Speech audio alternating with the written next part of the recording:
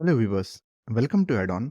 सो आज हमारे पास क्वेश्चन है a pentagonal pyramid of 20 edge of base and 60 height is resting on the corner of its base on HP and the slant edge containing that corner is inclined at 45 degrees with the HP. Draw the projections of solid when its axis makes an angle of 30 degrees with the VP. So हम सबसे पहले यहाँ पे इस line को highlight करेंगे जो ये कहता है कि on is resting on the corner of its base on HP. सो आपको ये जब भी क्वेश्चन में जिस भी प्लेन पर रेस्ट करता हुआ वो मिले आपको सॉलिड, तो आप ये समझ लीजिएगा कि आपका जो ट्रू शेप ऑफ बेस वो उसी प्लेन पे पड़ेगा, मीन्स यहाँ पे एचपी में। अब क्योंकि हमें फिगर ड्रॉ करना है तो सबसे पहले हम ट्रू शेप ऑफ बेस बनाएंगे and then true shape of solid. So उसके लिए ये पता लगाना पड़ेगा कि वो एचपी में बनेगा या वीपी में बनेगा। सो यहाँ पे हम इस लाइन से जिस भी प्लेन या फिर जिस भी प्लेन पर वो रेस्ट कर रहा हो, आप उसी पर अपना सबसे पहले आप अपना ट्रू शेप ऑफ बेस बनाएंगे।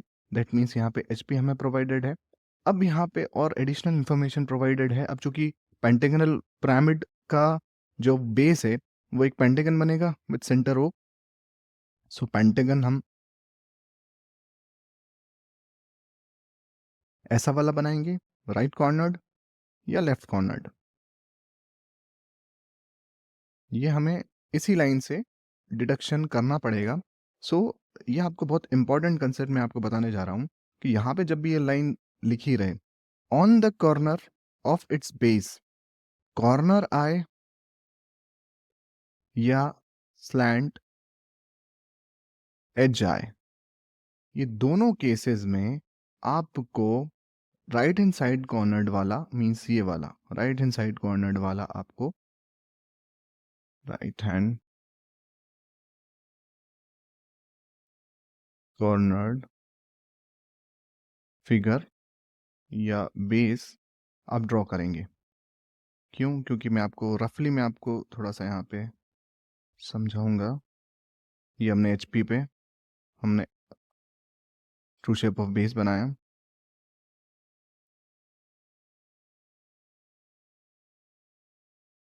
प्रोजेक्ट किया,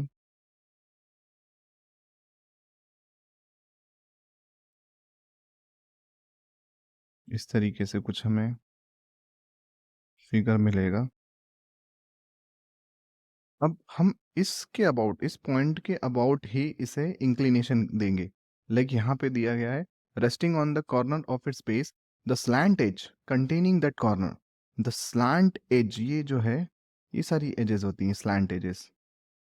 the slant edge containing that corner means ये वाला कॉर्नर जो कि यहाँ पे फ्रंट व्यू में इस पॉइंट से डिनोट किया गया है।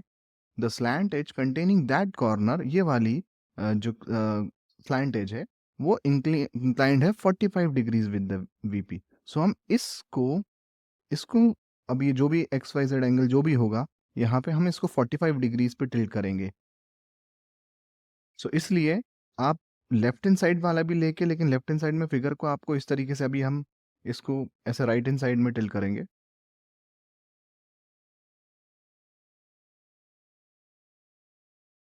कुछ ऐसा,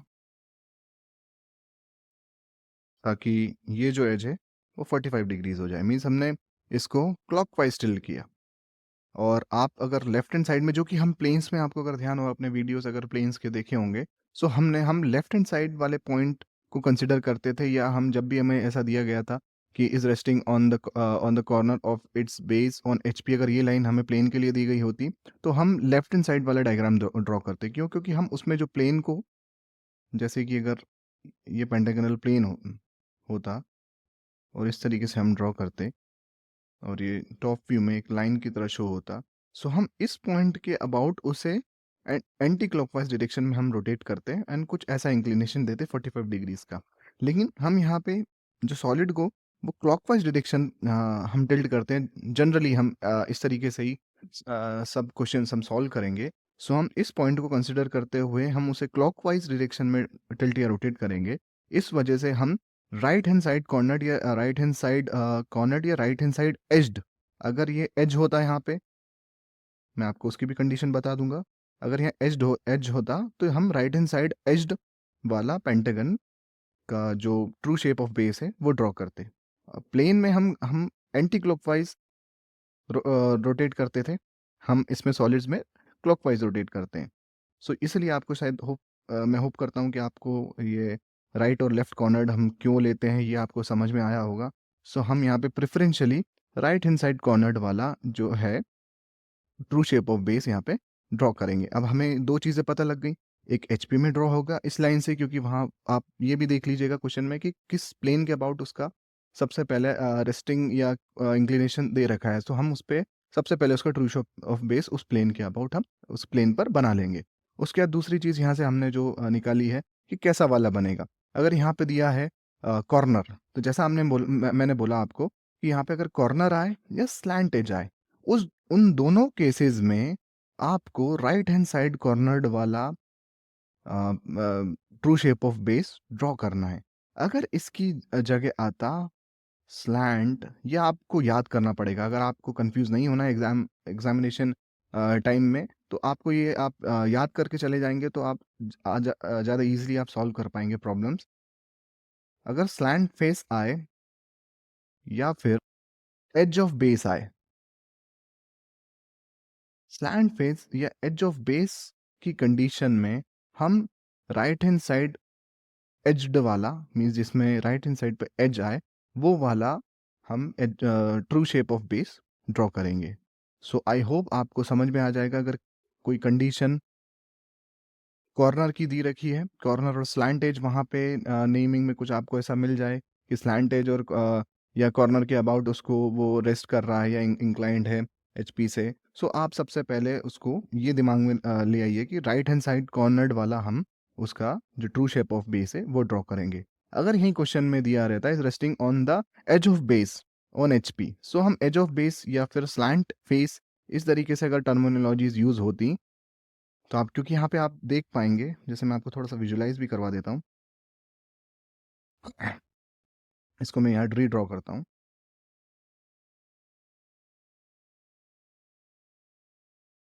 क्वेश्चन करेंगे तो आप समझ जाएंगे कि ऐसा क्यों होता है। सो आप जैसे यहाँ पे आप इसको टॉप व्यू में विजुलाइज कीजिए कि ये एपेक्स है,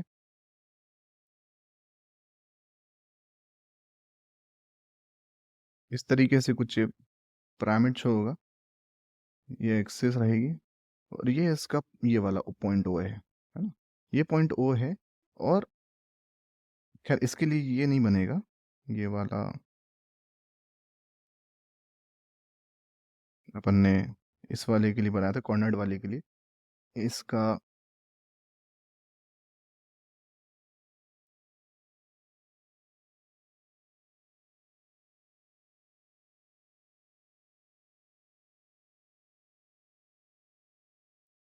जिस तरीके से बनेगा, सो आप यहाँ पे विजुलाइज कर पा रहे होंगे कि जो ये पॉइंट ओ, और मान लीजिए नेमिंग कर देता हूँ A B C D E and F, so जो ओ एफ ई है, ये वाला जो फेस है, इसे ही बोलते हैं हम स्लैंट फेस, इसे ही हम बोलते हैं स्लैंट फेस। एंड ये जो ये वाला आपको एज ऑफ बेस दिख रहा होगा, ये यहाँ पे लिखा हुआ है एज ऑफ बेस। सो इन दोनों के टर्म्स में, लाइक ये स्लैंट फेस जो यहाँ पे है और एज ऑफ बेस जो यहाँ पे, इन दोनों को टर्मिनोलॉजीज अगर इंक्लूड की गई है क्वेश्चन में, सो आप प्री डिफाइंड मैनर में उसे राइट हैंड साइड कॉर्नर्ड या राइट हैंड साइड एज्ड वाला आप उसका ट्रू शेप ऑफ बेस आप ड्रॉ करेंगे। अगर टर्मिनोलॉजी में कॉर्नर दिया है या स्लैंट एज दी है, स्लैंट एज क्यों, क्योंकि आप जैसे यहाँ पे ये देख पा रहे होंगे, ये जो है ये स्लैंट एज ही है, ये जैसा मैंने यहाँ पे आपको बनाया था, ये और ये दोनों सेम ही है, ये टॉप व्यू में ऐसे दिखेगी, फ्रंट व्यू में ऐसे दिखेगी।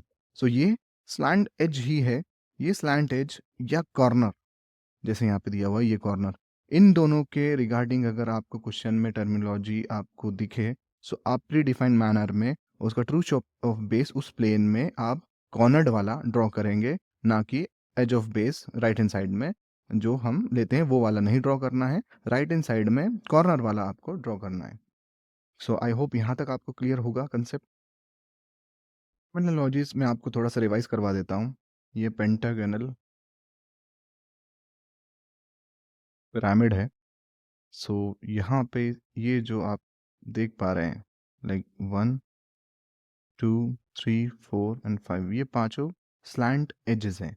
स्लैंट ईडी में मतलब होता है टिल्टेड।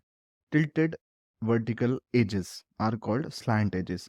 सो आप यहाँ पे ये जब भी स्लैंट एज आए क्वेश्चन में, तो आप तुरंत आप एज्यूम कर लीजिएगा कि टिल्टेड, उसका जो एपेक्स से कनेक्टिंग पॉइंट है, उसके एज ऑफ कॉर्नर्स का, वो आपको स्लैंट एज देता है। सो यहाँ पे ये पॉइंट होगा एपेक्स या वर्टेक्स। एपेक्स और वर्टेक्स, ये स्लैंट एजेस हैं। और ये जो आपको दिख रहा होगा टॉप व्यू में हमने जो बनाया है, बेस बेस बेस पे जो भी एज आपको दिख रहे हैं, वो उसे बोलते हैं एज ऑफ बेस। एजेस तो ये भी हैं, पर ये किसके एजेस हैं? एज बेस के। सो इसे नाम दिया जाता है एज ऑफ बेस। और ये जो आपको दिख रहे हैं 1 2 3 4 5, ये पांचों पॉइंट जो एज ऑफ बेस को कनेक्ट कर रहे हैं, वो पांचों पॉइंट्स को बोलते हैं कॉर्नर्स। तो आपको होप, और एक और लास्ट जो बचता है यहाँ पे, ये जो दो वर्ड स्लैंट एज को कनेक्ट करने के बाद जो फेस हमें मिलता है, उसे बोलते हैं slant face. Slant face. So ये टर्मिनोलॉजीज आई होप आपको क्लियर होंगी, तो क्वेश्चन करने में इजी रहेगा। सो आगे प्रोसीड करते हैं हम। हमने यहाँ पे आप जैसे देख सकते हैं, एक राइट हैंड साइड कॉर्नर्ड वाला पेंटागनल पिरामिड का हमने बेस बनाया है, और जिसकी जो साइड्स हैं या एज ऑफ बेस है, वो 25 mm ईच हैं, जैसा कि हमें क्वेश्चन में प्रोवाइडेड था। सो नेमिंग कर देते हैं हम इसको A B C D and E, and this is O. हम ओ से सारे पॉइंट्स को ज्वाइन कर देते हैं। तो पेंटागन पिरामिड बनाने के लिए हमने पहले एक लाइन बनाई, फिर 108 डिग्रीज पे दो लाइंस हमने ड्रॉ करी 25 mm ईच, और हमने उन दोनों के एंड पॉइंट से 25 mm का आर्क कट किया to get the final point D. तो इस तरीके से हमने कंस्ट्रक्ट किया। पॉइंट ओ निकालने के लिए हमने हर रेस्पेक्टिव एज से हमने सामने वाले के मिड पॉइंट से सामने वाले वर्टेक्स पे या कॉर्नर पे हमने ज्वाइन किया, एंड देन ऐसे सारे एजेस को, कॉर्नर को सारे एजेस के मिड पॉइंट से हमने ज्वाइन किया टू गेट द पॉइंट ओ।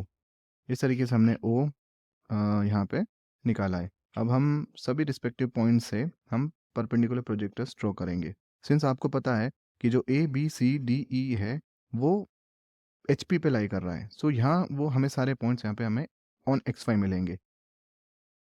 सो हमने हर रिस्पेक्टिव पॉइंट से परपेंडिकुलर प्रोजेक्टर्स ड्रॉप किया on X Y, and above that हमें ए बी यहाँ पे पॉइंट देगा A dash comma B dash. Since ये फ्रंट व्यू के पॉइंट्स हैं, यहाँ पे डैश इज मैंडेटरी।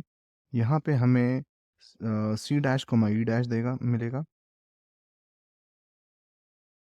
एंड यहाँ पे हमें डी डैश मिलेगा। पॉइंट ओ हमें ओ डैश देगा at a height of 60 mm from the X phi. क्यों? क्योंकि एक्सेस लेंथ हमें दे रखी है। ये अपेरेंटली लग ऐसा रहा है कि ये बेस पर लाई कर रहा है, पर ये 60 mm हवा में है फ्रॉम द एक्स फाई और एच पी। सो हम यहाँ पे आप देख पा रहे हैं, यहाँ पे हमने 60 mm लाइन के डिस्टेंस पे हमने पॉइंट मार्क किया, दैट्स ओ डैश। सो यहाँ पे हम O dash A dash B dash O dash C dash E dash and O dash D dash को हम ज्वाइन करेंगे। हमने सारी स्लैंट एजेस को यहाँ पे शो कर दिया, O dash D dash O dash C dash comma E dash, जो कि इसी से हिट करेगा, क्योंकि हम जैसे इधर से प्रोजेक्शंस चूंकि यहाँ से जा रहे हैं, तो हम इस तरफ से देखेंगे। इस तरफ से देखने पर हमें यहाँ पे ओ और ई दिखेगा, पर ओ और सी नहीं दिखेगा। पर हमें ओ ई को मार्क करने के लिए हमें सॉलिड लाइन बनानी पड़ेगी, जिसके पीछे जो ओ सी को हम डैश्ड लाइन में हम ज्वाइन करते हैं, तो वो हिट हो जा रहा है। सो इसलिए हमने यहाँ पे ओ ई को ओ डैश ई डैश को ज्वाइन कर लिया, ओ dash A dash comma B dash को ज्वाइन कर लिया। सिमिलरली यहाँ पे ओ भी हमें नहीं दिखेगा, हमें डैश की तरह से ज्वाइन करना था, इसे डैश लाइन की तरह शो करना था, पर चूंकि हम ओ ए को शो करेंगे, सो ओ भी अपने आप यहाँ पे हाईलाइट हो जाता है।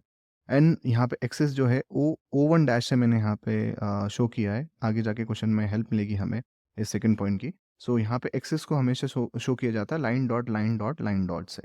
सो यहाँ तक आई होप आपको समझ में आया है। और एडिशनल इन्फॉर्मेशन के लिए मैं बता रहा हूँ कि जो भी लाइन टॉप व्यू में अगर एक्स वाई के पैरेलल होती है, जैसे कि यहाँ पे आप देख पा रहे हैं ओ डी पैरेलल है एक्स वाई के, सो ये जो ओ डैश डी डैश है, ये आपको ट्रू लेंथ मिलेगी फ्रंट व्यू में। तो ये इसकी ट्रू लेंथ है, ये अपेरेंट लेंथ है। ये दोनों जो स्लैंट एजेस हैं ये अपेरेंट लेंथ है, क्योंकि ये एक्स वाई के O E and O C means O E on O C दोनों ये एंगल्ड हैं एक्स वाई से। एंड सिमिलरली यहाँ पे ओ बी, ये दोनों भी एंगल्ड हैं। सो ये ट्रू लेंथ नहीं देंगे। True length O dash D dash आपको ट्रू लेंथ मिलेगी, O dash D dash front view में ओ डी की, जो यहाँ पे पैरेलल है एक्स वाई के। आपने ये ड्रॉ कर लिया सही से। अगर आपने ये ड्रॉ कर लिया तो अब क्वेश्चन में कुछ खास बचता नहीं है। आपको बस इसको रीड्रॉ करना है with an angle giving O dash D dash as 45 degrees. हमने यहाँ पे एक 45 डिग्रीज की इंक्लिनेशन पे एक हमने लाइन ड्रॉ करी, और इसे हमने पॉइंट डी डैश माना है। अब ओ डैश निकालने के लिए हम यहाँ से आर्क मेजर करेंगे कंपास के हेल्प से। कंपास से मेजर करके हम यहाँ से पॉइंट डी डैश से हम एक आर्क कट करेंगे जो ओ डैश हमें प्रोवाइड करेगा। हम पे यहाँ पे पॉइंट ओ डैश हमने रीड्रॉ कर लिया। अब आपके पास दो पॉइंट्स हैं, आप दोनों पॉइंट से रिस्पेक्टिव पॉइंट्स के डिस्टेंस मेजर करके आप आर्क्स काटेंगे और आप ये पूरा डायग्राम रीड्रॉ करेंगे। हमने ओ डैश मार्क किया, ओ डैश से ए डैश बी डैश का डिस्टेंस यहाँ पे आर्क के फॉर्म में कट किया, देन डी डैश से ए डैश कॉमा बी डैश का डिस्टेंस। सो हमें यहाँ पे इसके इन दोनों आर्क्स के इंटरसेक्शन पॉइंट पे हमें ए डैश कॉमा बी डैश मिला। उसके बाद ए डैश बी डैश से हमने दोनों आर्क्स कट किए O one dash and C dash comma E dash का, जिसने हमें यहाँ पे पॉइंट्स दिए, जो कि है O one dash and C dash comma E dash. इसको हम ओ डैश से ज्वाइन करेंगे। सो अपॉन ज्वाइनिंग हमें यहाँ पे सेकंड स्टेज का फर्स्ट फ्रंट व्यू मिलता है, या सेकंड स्टेज का फ्रंट व्यू मिलता है। और ओ डैश और ओ वन डैश को आपको लाइन डॉट से शो करना है। सो अब हम यहाँ से इस सेकंड स्टेज के फ्रंट व्यू से प्रोजेक्टर्स थ्रो करेंगे on the second stage top view. हमने यहाँ पे प्रोजेक्शन लाइंस जो हैं सेकंड स्टेज के फ्रंट व्यू से ड्रॉप किए। अब हम फर्स्ट स्टेज के टॉप व्यू से यहाँ पे पैरेलल लाइंस, हम लोकस लाइंस ड्रॉ करेंगे, जो कि हमें इंटरसेक्शन पॉइंट्स देंगे और हम उन्हें मैप करेंगे। हमने यहाँ से पैरेलल लोकस लाइंस यहाँ से ड्रॉ करी है।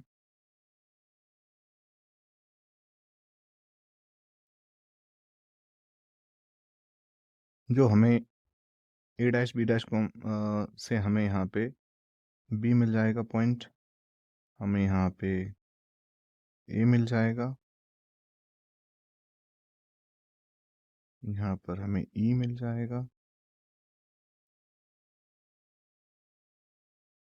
पॉइंट डी मिलेगा,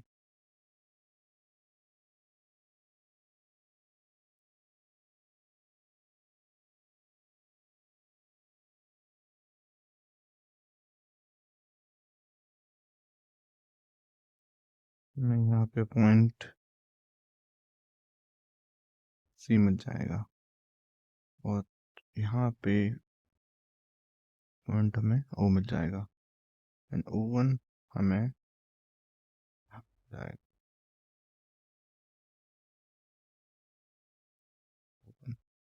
तो हम इसे ज्वाइन करेंगे, सारे पॉइंट्स को कनेक्ट करेंगे।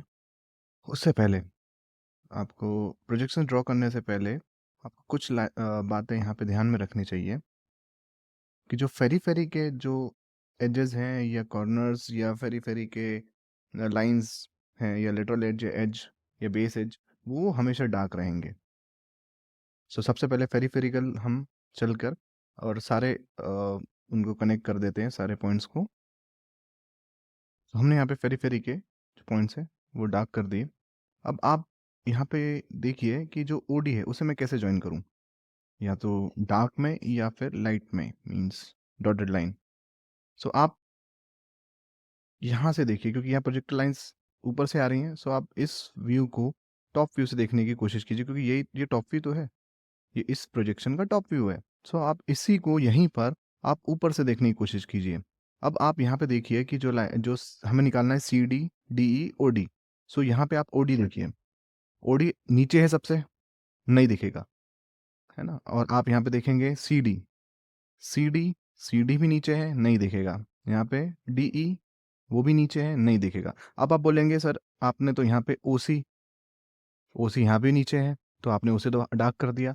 जो डार्क हो गया सो हो गया। उसका कारण ये है कि फेरी-फेरी का हमने सबसे पहले आपको इसलिए आउटलाइन करवाया क्योंकि वो आपको पता यहाँ से टॉप व्यू से लग जाएगा कि कौन-सी चीज़ दिखेगी, कौन-सी लाइन, कौन-सी एज, कौन-सा साइड आपको दिखेगा, कौन-सा नहीं दिखेगा। तो आप यहीं पे आप उसे मार्क करने के लिए सबसे पहला प्रेफ़रेंस हमने फेरी-फेरी को दिया है। आउटलाइनिंग को हमने यहाँ पे प्रेफ़रेंस दिया है।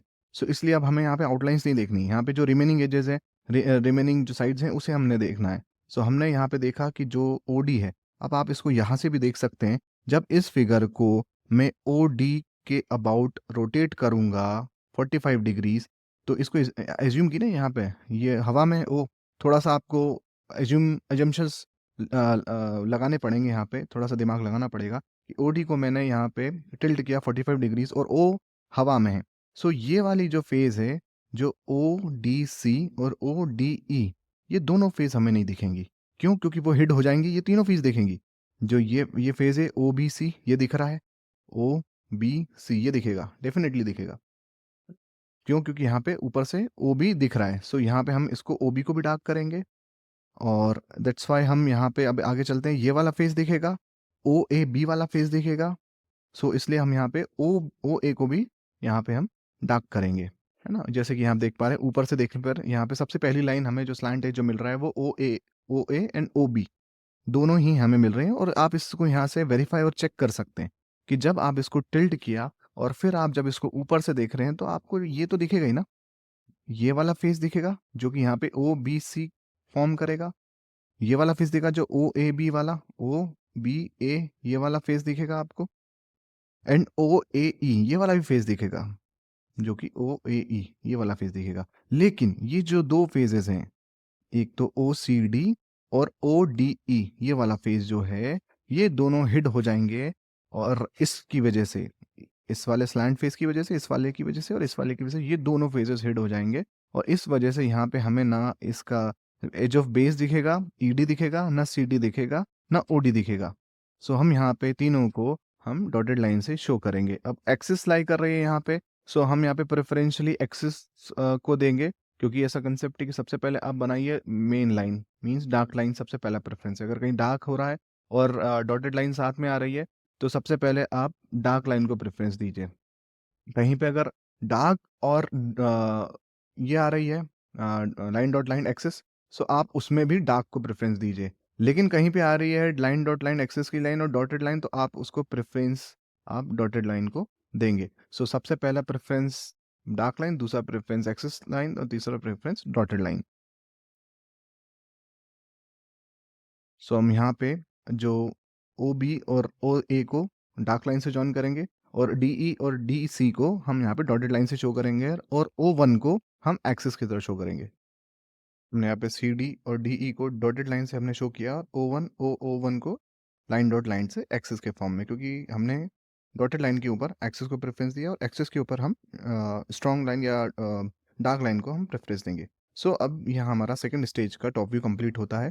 क्वेश्चन में जो हमें प्रोवाइडेड था कि 45 डिग्रीज जो है, the slant edge containing that corner, the slant edge O D, क्योंकि containing that corner means D, containing that corner is inclined at 45 degrees to the HP। सो हमने यहाँ पे सेकंड स्टेज का फ्रंट व्यू कंप्लीट कर लिया, आधा से ज़्यादा क्वेश्चन हम कंप्लीट कर चुके हैं। अब जो फाइनल इसका जो व्यू हमें प्रोजेक्शन हमें बनाना है, वो आगे के कहता है question, draw the projections of solid when its axis makes an angle of 30 degrees with the HP। अब यहाँ पे थोड़ा सा ट्रिकी है ये कि यहाँ पे इस टॉप व्यू के एक्सिस ओ वन जो सेकंड स्टेज में हमें टॉप व्यू दिया है, ये उसका एंगल नहीं है। ये एंगल दिया है जो आपका एक्चुअल एंगल, जो ट्रू उसका एक्सिस के ट्रू लेंथ का एंगल दिया है। मीन्स अपेरेंटली वो ओ वन का एंगल नहीं है। हमें ओ वन का एंगल यहाँ पे निकालना पड़ेगा और ऐसे क्वेश्चंस को होते हैं बीटा एंगल वाले क्वेश्चंस, बीटा एंगल। सो यहाँ पे ये आप इसको देख के घबराइएगा मत कि बीटा एंगल आ गया, अब कैसे होगा। बहुत इजी है, लाइंस का आपने पढ़ा हुआ है तो डेफिनेटली आपको बहुत इजी लगेगा ये जो बीटा एंगल निकालना है। कुछ ज़्यादा उसमें कुछ करना नहीं है। आगे बढ़ते हैं हम बीटा एंगल निकालने से और ओ वन को रीड्रॉ करने से, इस तरीके से कि वो जो क्वेश्चन में बोल रहा है वो हम सेटिस्फाई कर पाएँ। सो हमने यहाँ पे एक 30 डिग्रीज की इंक्लिनेशन पे एक लाइन ड्रॉ करी है जो हमारा true length of the axis in top view को रिप्रेजेंट करेगा। सो हम यहाँ पे एक पॉइंट, एक रिस्पेक्टिव पॉइंट हम यहाँ पे ले लेते हैं। यहाँ पे हम O1 मार्क करेंगे जो हमने यहाँ पे दिया था, जैसे कि मैंने आपसे बोला था कि हम O1 लेके चलेंगे, so that would help us. तो हम यहाँ पे O1 हमने मार्क कर दिया। अब इस लाइन पे हमें true length of this axis mark करनी है। ट्रू लेंथ ऑफ एक्सिस या तो हमें यहाँ से मिलेगी या यहाँ से मिलेगी, जो कि है 60 mm की। सो आप 60 mm का आर्क लेकर या यहाँ से मेजर करके आप यहाँ से कट कर सकते हैं। अब हम आर्क कट करेंगे यहाँ पे 60 mm लेंथ का। हमने यहाँ पे 60 mm का आर्क कट कर दिया। इस पॉइंट को हम अब नाम देंगे O2। सो आपको लाइंस का बेसिक कंसेप्ट अगर कुछ हल्का फुल्का भी ध्यान में आ रहा हो, जो ये बोलता है कि जो ट्रू लाइन है उसके एंड पॉइंट का लोकस जो है, मींस O2 का लोकस ही सबके लिए कॉमन लोकस होगा, एंड उसी पर ही जो टॉप व्यू है इस इस लाइन के इस लाइन का जो टॉप व्यू है वो उसी लोकस पे हमें वो पॉइंट मिलेगा। सो यहाँ पे लोकस हम ड्रॉ करेंगे O2 का। O2 का हमने यहाँ पे लोकस जो है वो ड्रॉ कर लिया। अब कुछ नहीं करना, बस आपको यही करना था, बस और कुछ नहीं करना। O1 से आपको यहाँ से O1 की लेंथ लेके यहाँ से O1 को सेंटर मानते हुए इस पर आर्क काटना है, एंड दैट्स इट। हमारा ये जो टॉप व्यू का जो एक्सिस है वो हमें एग्जैक्टली मिल जाएगा। बस यहाँ पे एंगल का हेर फेर था, क्योंकि यहाँ पे दिया गया था when its axis makes an angle of 30 degrees. यहाँ पे एक्सिस का इंक्लिनेशन था। अगर यहाँ पे बोलता कि when its axis in the top view makes an angle of 30 degrees, तो हम यहाँ पे कुछ नहीं करते, O1 को डायरेक्टली हम यहाँ पे O1 को शो करते, 30 डिग्रीज की इंक्लिनेशन में लाइन ड्रॉ करते, उस पर हम जो एपेक्स है और जो O1 है वो मार्क करते हैं, और उसके रिस्पेक्ट में हम सारे पॉइंट्स यहाँ पे ड्रॉ कर लेते। पर यहाँ पे दिया गया था कि जो true length of its axis है, यहाँ पे अगर कुछ नहीं दिया जाए तो मतलब ट्रू लेंथ हो जाता है। अगर यहाँ पे स्पेसिफाई करता है कि नहीं, the top view of its axis makes an angle of 30 degrees, तो हम यहाँ पे डायरेक्टली यहाँ पे 30 लेके हम O1 यहाँ पे 30 डिग्रीज की इंक्लिनेशन बना लेते हैं। सो कुछ नहीं, ये हल्का सा बस एक एडिशनल स्टेप हो जाता है कि जहाँ पे आपको ट्रू लेंथ पहले बनानी होती है। ये ट्रू लेंथ हो गई, और ट्रू लेंथ कहाँ से आएगी, या तो इस फिगर से या इस फिगर से, या फिर क्वेश्चन में दी हुई है 60 mm, तो 60 mm का आर्क आपने कट किया, वहाँ से लोकस बनाया। अब कुछ नहीं करना है, यहाँ से आप कॉम्पास लीजिए, ये OA1 का जो है डिस्टेंस आप मार्क कीजिए, यहाँ से उस लोकस पे कट कीजिए।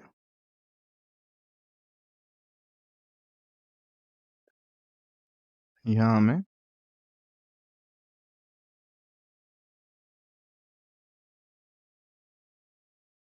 O मिल गया।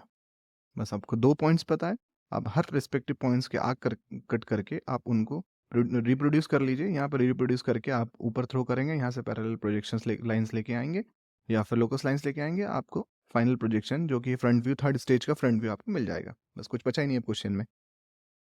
यहाँ पे हमने आर्क्स कट कर लिए। अब हर पॉइंट्स को ज्वाइन कर लेते हैं, उसके बाद हम प्रोजेक्टर्स ऊपर थ्रो करेंगे।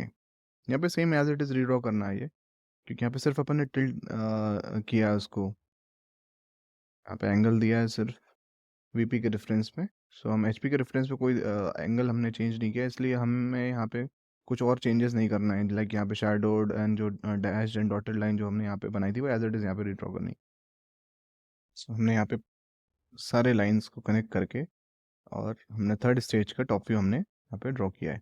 अब जैसा आप देख पा रहे हैं, यहाँ पे मैंने यहाँ पे ये जो एक्सिस है उसको एक्सटेंड करके यहाँ पे मैंने एक्स वाई से मिलाया, उसको नेम दिया है बीटा एंगल, क्योंकि ये वही एपेरेंट एंगल है जिसके अगेंस्ट जो टॉप व्यू में लाइन है वो एंगल एक्स वाई से बनाएगी, ना कि 30 डिग्रीज। 30 डिग्रीज उसके ट्रू लेंथ का एंगल होगा। ट्रू लेंथ मतलब यहाँ से O1 और O2, ये जो ये जो लाइन है ये 30 डिग्रीज बनाएगी, पर ना कि O1 और O, क्योंकि हमें O1 और O का एंगल, अपेरेंट एंगल निकालना था। वो अपेरेंट एंगल हमें बीटा से निकलेगा, जो हमने लाइन के बेसिक कंसेप्ट का यूज़ करते हुए हमने यहाँ पे उसका लोकस निकाला, एंड देन यहाँ पे पॉइंट O मार्क किया जो टॉप व्यू में हमें लेंथ दे रखी थी, उसको मेजर करके यहाँ पे आर्क कट किया इसके लोकस पे, एंड देन उसको मेजर किया और यहाँ एक्सटेंड किया, जो हमें बीटा एंगल यहाँ पर प्रोवाइड करता है। अब यहाँ से हम हर एक पॉइंट से परपेंडिकुलर प्रोजेक्टर्स एक्स वाई की तरफ थ्रो करेंगे और यहाँ से पैरेलल लोकस लाइंस लेके आएंगे और मैप करेंगे पॉइंट्स। हमने यहाँ से परपेंडिकुलर प्रोजेक्टर्स एक्स वाई से ऊपर थ्रो किए एंड यहाँ से पैरेलल लोकस लाइन्स हम लेके आए। अब हम मैप करते हैं। सो ए हमें यहाँ पे ए डैश देगा, ई हमें यहाँ पे ई डैश देगा, बी हमें इस लोकस पर बी डैश देगा, सी हमें सी डैश देगा, डी हमें यहीं पर डी डैश देगा, यहाँ पे हमें, ये आपको ज़रूरी नहीं मार्क करना O1 क्योंकि हमने इमेजिनरी एक्सिस यहाँ पे एक्सिस का सेकंड पॉइंट हमने लिया था। सो नेसेसरली नहीं है कि आप ये मार्क करें, लेकिन स्टिल हम यहाँ पे O1 डैश हम मार्क कर देते हैं। ए हो गया, बी हो गया, सी हो गया, डी हो गया, ई हो गया, O1, और यहाँ पे हमें जो है O डैश मिलेगा। सो हम इस सारे पॉइंट्स को ज्वाइन करेंगे। प्रोजेक्शंस ड्रॉ करने का सबसे पहला रूल, हमें फेरी फेरी पे आउटलाइनिंग डार्क करनी है। सो हमने यहाँ पे जो भी कॉर्नर के एक्सट्रीम में एजेस थे, स्लैंट एजेस थे, और कॉर्नर से जो भी हमें पॉइंट कनेक्टेड, उसे लाइन से एज से बेस के सारे पॉइंट्स हमने कनेक्ट कर दिए जो भी फेरी फेरी पे लाई कर रहे थे। जैसे कि आप देख सकते हैं ए डैश, ओ डैश से हमने D dash, E dash and A dash. अब जो अंदर पॉइंट्स लाई कर रहे हैं means B dash, O1 dash, ये इतना नेसेसरी नहीं है, लेकिन यहाँ पे बी एंड सी। सो हम यहाँ पे दो लाइन्स यहाँ रह रही, O B, O C and C B C and C D and A B.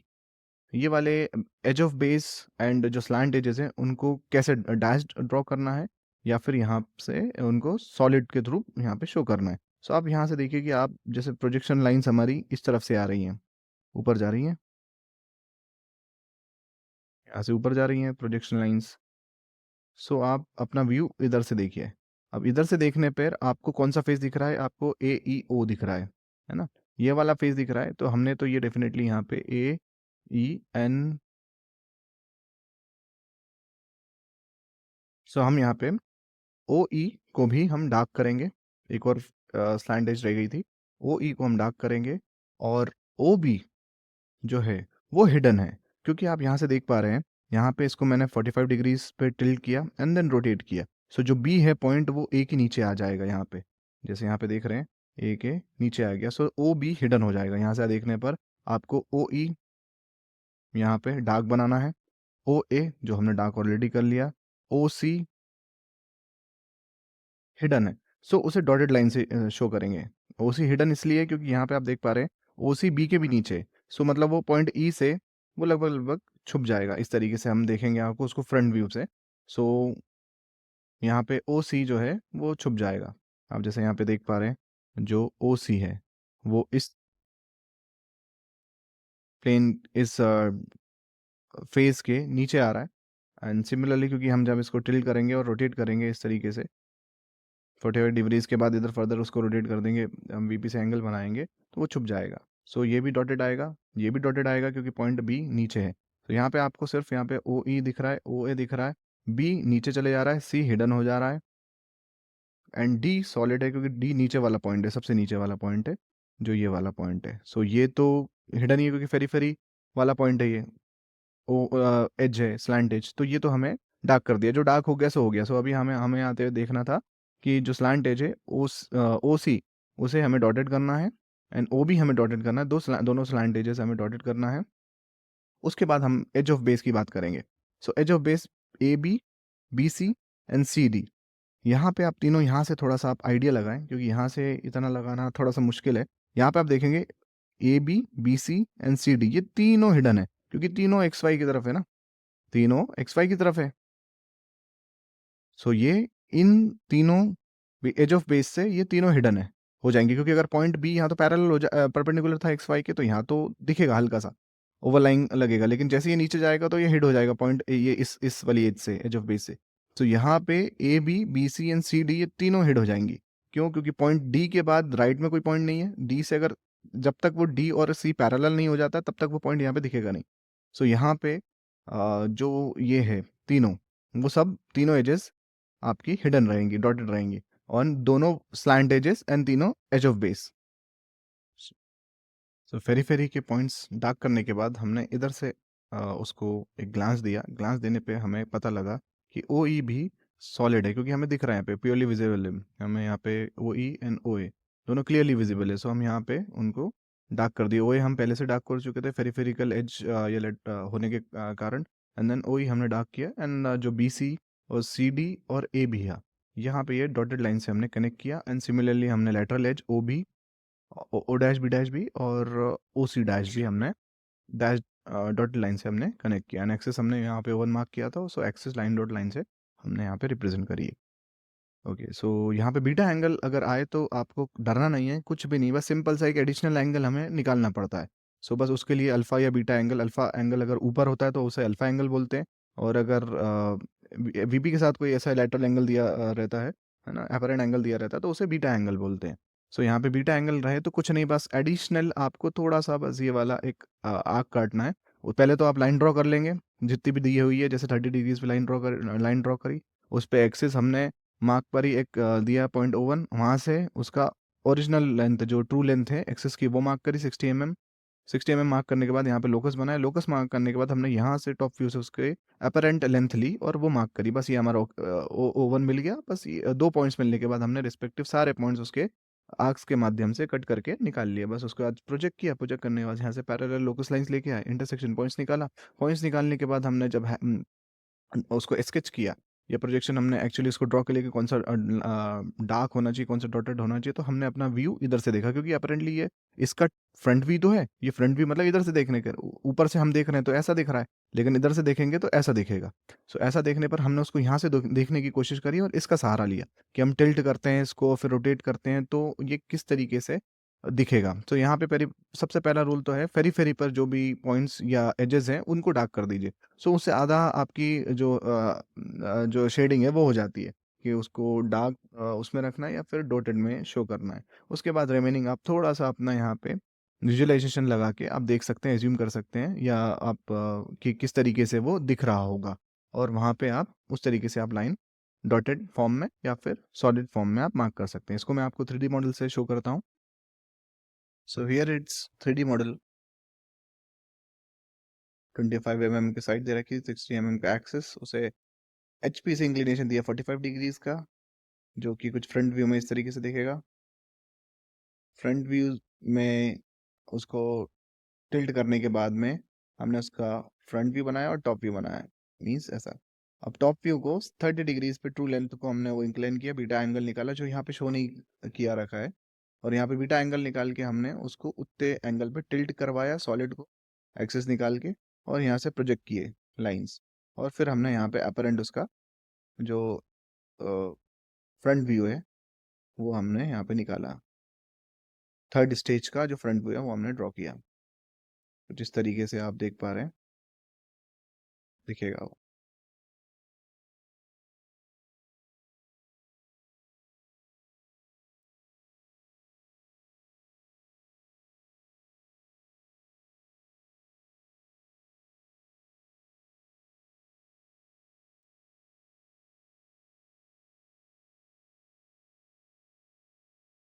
I hope आपको ये कंसेप्ट समझ में आएगा।